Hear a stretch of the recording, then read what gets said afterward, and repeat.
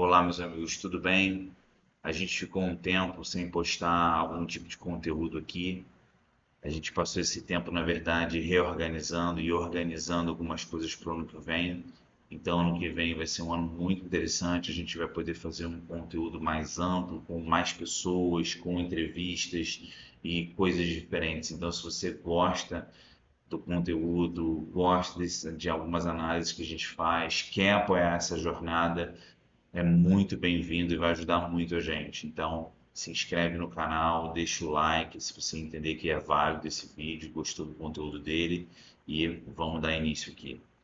Saiba quem é Renato Cariano, influenciador, alvo da Polícia Federal em operação contra o tráfico de drogas. E todo mundo aqui já deve ter ouvido falar do Renato Cariano, com certeza você já ouviu falar dele. Ele já recebeu algum vídeo dele sugerido pelo YouTube, ou na internet, ou nas redes sociais, Instagram, TikTok, etc. É uma pessoa muito famosa, uma influência muito conhecida do mundo fitness, apoia muito o universo do bodybuilding, é um dos sócios, não sei exatamente qual é a posição dele, mas ele é muito ligado à marca Max Titanium e é uma pessoa muito conhecida. O mais interessante aqui, que eu quero trazer à tona e analisar, é o sanitário que é a internet, para não falar outra coisa. E, de antemão, como eu já falei anteriormente aqui em vários outros casos, tá? A justiça vai analisar. Uma das principais regras do direito, ou uma das principais pedras fundamentais do direito principalmente do direito penal, é inocente até que se prove o contrário. Então, a Polícia Federal tem todo o direito de investigar, tem mais é que investigar mesmo, principalmente se há indícios de crime, mas a gente tem que ter uma linha divisória entre o que é você ser suspeito de alguma coisa e o que é você ser condenado dessa mesma coisa. Então, quando eu falo sanitário que é a internet, porque assim, a Polícia Federal cumpriu mandados de busca e apreensão, ele é suspeito de operar, né, junto ao tráfico de drogas, pela produção e desvio de matéria-prima que poderia produzir crack e cocaína, mas a questão é, ele ainda está sendo investigado.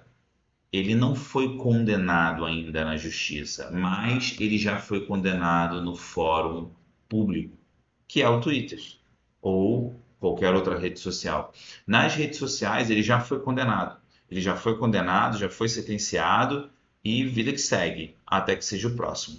E a gente tem que ter cuidado com isso, porque o direito ele existe justamente para isso, para ser um balizador e um equilibrador, um agente equilibrador, né, das relações sociais. Então, assim, e uma das principais pedras fundamentais dele é o quê? Inocente até que se prove o contrário. Então, a gente tem que ter muito cuidado com isso. E o mais interessante é ver, principalmente, a politização das coisas. O Renato Cariani é um cara que ele foi muito a favor do Bolsonaro nas eleições.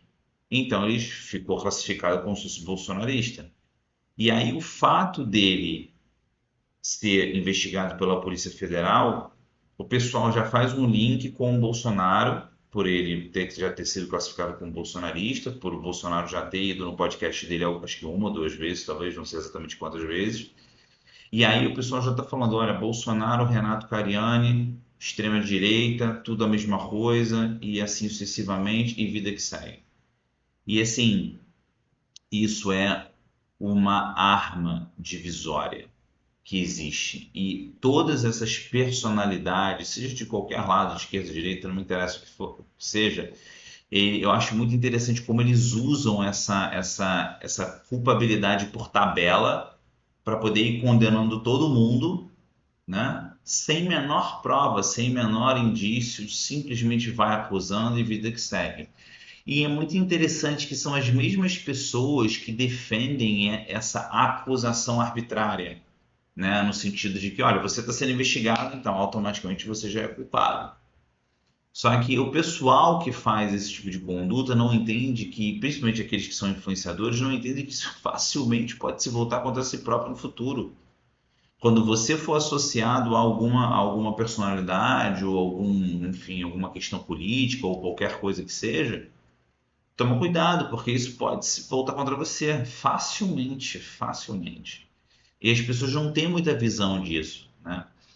Então, a politização é que me chama muita atenção e é uma tecla que eu sempre bato aqui, que é a politização das coisas que gera essa divisão enorme, que a gente vê cada vez mais as pessoas isoladas nas suas próprias bolhas.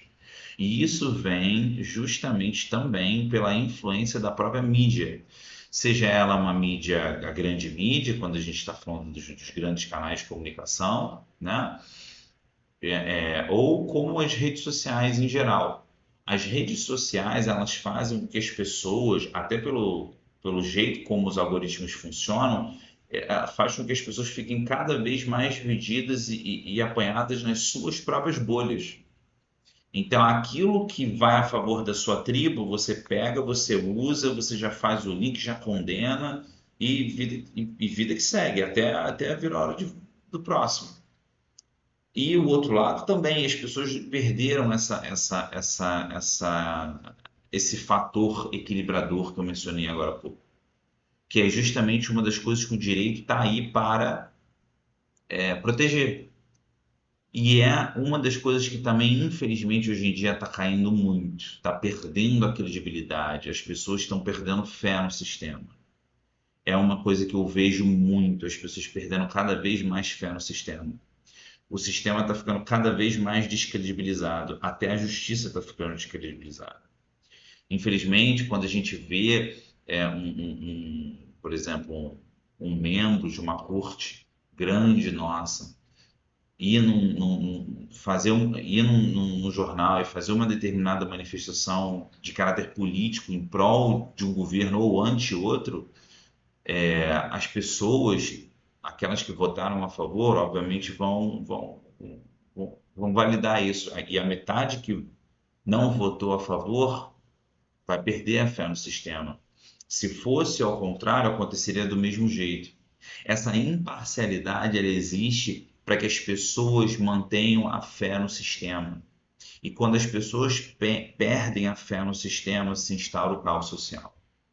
E essa é uma coisa que eu sempre falo aqui, eu sempre comento, converso com várias pessoas à minha volta, que é uma coisa que eu vejo acontecendo cada vez mais. As pessoas se isolando, como eu falei, nas suas bolhas, cada um no seu cantinho, né? Falando só com as pessoas que validam o seu próprio pensamento, né? Não abertas a uma segunda opinião ou uma opinião divergente para tentar chegar a um denominador comum. E essas polaridades, essas tribos cada vez mais brigando umas com as outras, sem qualquer tipo de mediação. E eu entendo que o resultado disso, a um nível social, é muito ruim. As pessoas perderem a fé no sistema dessa maneira, perdendo a fé na justiça dessa maneira, é muito ruim. Seja como for, nesse caso específico aqui do Renato Cariani, eu acho que se existe indício de que ele cometeu crime, tá certo, a Polícia Federal, na minha opinião, tem que investigar, tem que buscar provas e verificar se de fato aquilo ali é verdade ou não. Se for verdade e ele cometeu crime, ele tem que ser penalizado por isso. Como manda o livro, como se diz no direito, como manda o livro. Mas, se ele não for penalizado, ou seja, se for constatado que ele não cometeu crime, como faz?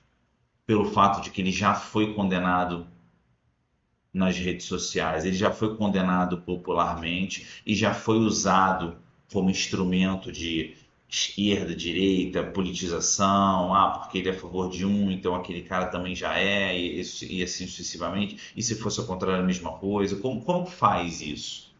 Na corte da opinião pública.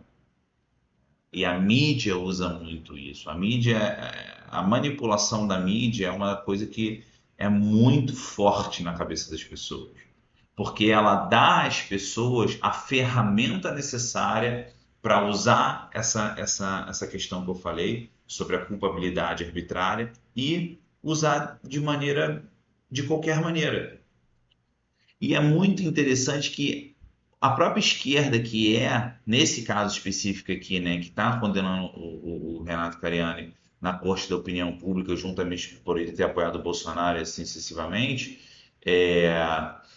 eles são aqueles que defendem pelo menos né, por maioria que a gente conhece, que a gente saiba, essa questão da regulação das redes sociais. Imagina se as redes sociais forem reguladas, como funcionaria isso aqui? E se ele for e se for provado que ele é inocente? Então, assim, o pessoal usa aquilo que lhe é favorável da maneira como quiser, não tem um parâmetro ali. E é isso que me espanta. E não importa qual lado que seja, tá? O que me espanta é isso, é a utilização da informação ou da narrativa de acordo com como for melhor, né, para a pessoa ali, ou para o lado, que seja para a esquerda ou para a direita, não interessa e sem qualquer prova de se é verdade ou não, se de fato foi ou não, mas a grande mídia sabe como fazer isso. E isso é muito ruim. Enfim, é como eu vejo essa situação. Até a próxima. Se você gostou, por favor, se inscreve, faz uma diferença enorme pra gente. Deixa o like e comenta. Eu quero muito saber sua opinião, o que que você acha, se você concorda ou discorda com o que eu falei aqui, para a gente poder ter um debate legal na área dos comentários. Um abraço e até a próxima.